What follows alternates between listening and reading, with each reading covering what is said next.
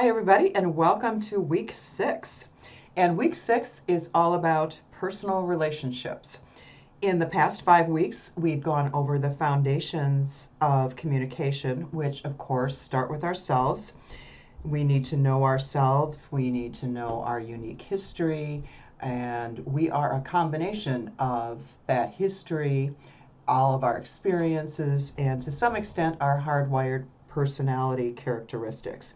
They all shape our worldview. And just like us, other people have their own histories, their own experiences, their own personalities, and consequently their own worldview.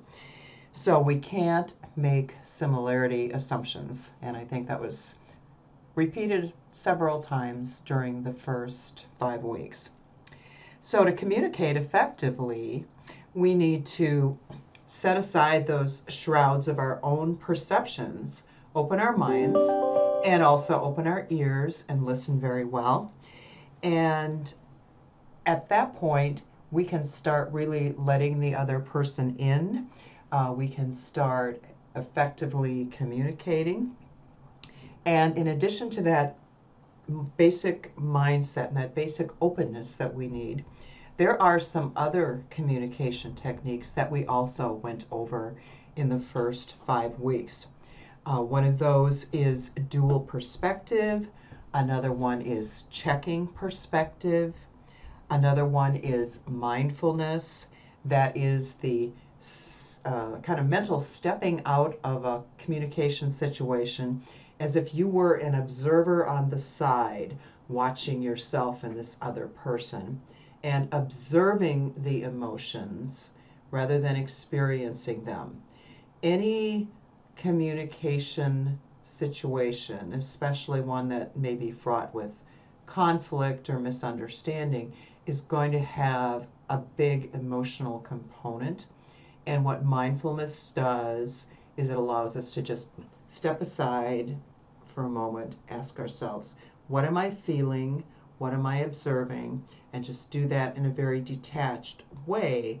And that will help us navigate that communication situation. Another technique that we looked at in the first 5 weeks is the use of I statements as opposed to you statements.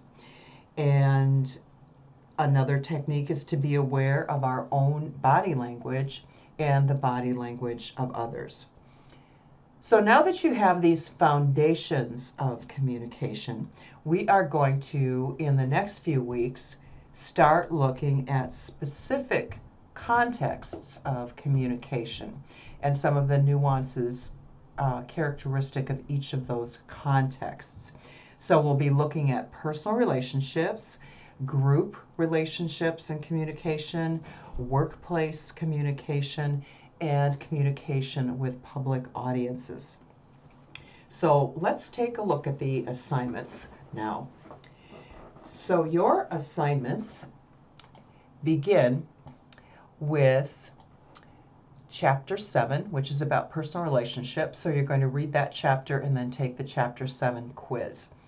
And then there is a case study called Growing Together that you are going to analyze. And so watch this video here. And next to the video, you'll find some questions in boxes.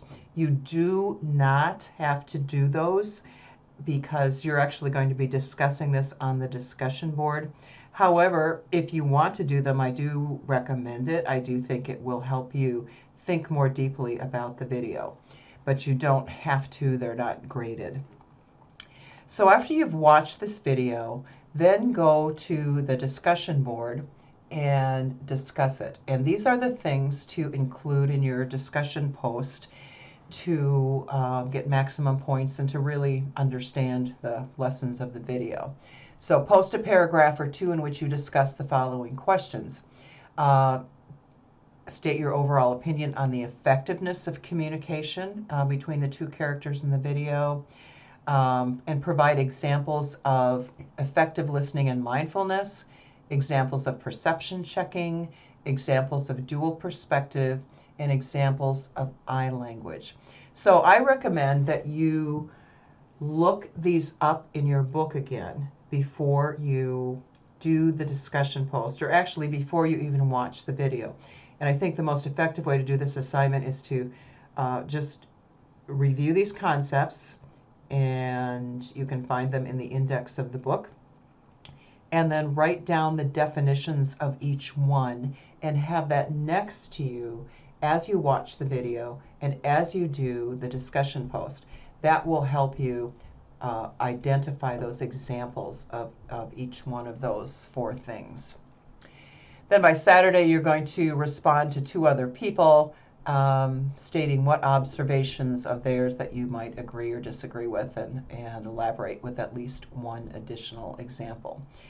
So those are the chapter, the quiz, and the video discussion post are your assignments for Wednesday, February 19th. And then on Saturday, by Saturday, you are going to watch, you're going to respond to that discussion post, and also you are going to watch 2 TED videos. I think these are really fun videos. One is called Falling in Love is the Easy Part, and then another video is A Better Way to Talk About Love. So you're going to watch the videos, and then you're going to do a discussion post. And prior to doing this discussion post, this is something that you really need to plan ahead for.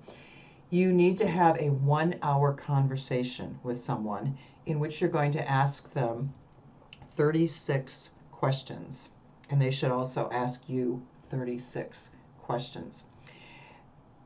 These questions are the questions that were referred to in the video, and the suggestion is that if you ask these questions of someone and they ask those questions of you, and you have this meaningful conversation, if you are a romantic pair or potentially romantic pair, you will fall in love with each other. So I know that sounds kind of corny, but there is some psychology behind it.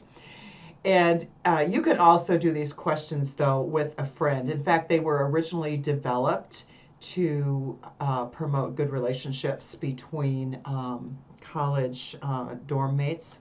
So you can ask these questions of a friend. You can also ask these questions of a family member.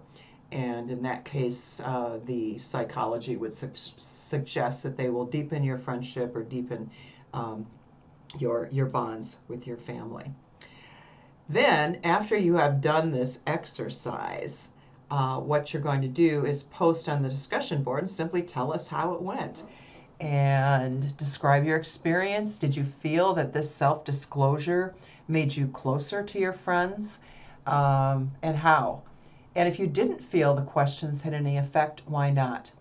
If you recall from previous lessons, self-disclosure is one of the things that fosters good relationships. And so this kind of self-disclosure really should do something for your relationship. And then next Wednesday, you'll be replying to 2 other people, but you'll be reminded about that next Wednesday.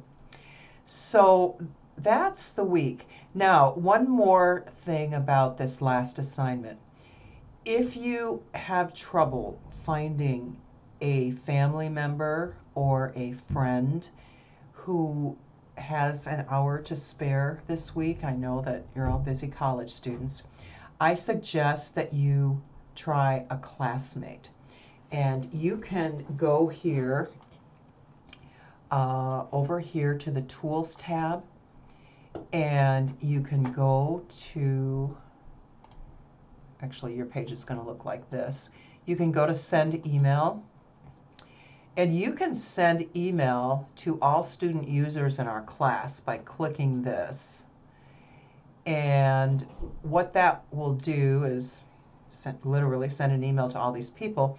And what you can say is, I don't have a family or a friend who's got time to talk with me for an hour this week. Would anyone have an hour on Wednesday night or an hour on Thursday night to chat via Blackboard Collaborate or via the phone? And that way you can get to know somebody new in the class. So that's something that I would suggest if you can't find a friend or family member for an hour. And then after you've written your note in here, you just click submit. So that's on the Tools tab of Blackboard. So I'm going to see if I can get out of here and go back to the assignments. And there we go. So I hope you all have a good week. And I hope you really have fun with this last assignment. I think it will be fun. And then let me know if you have any questions.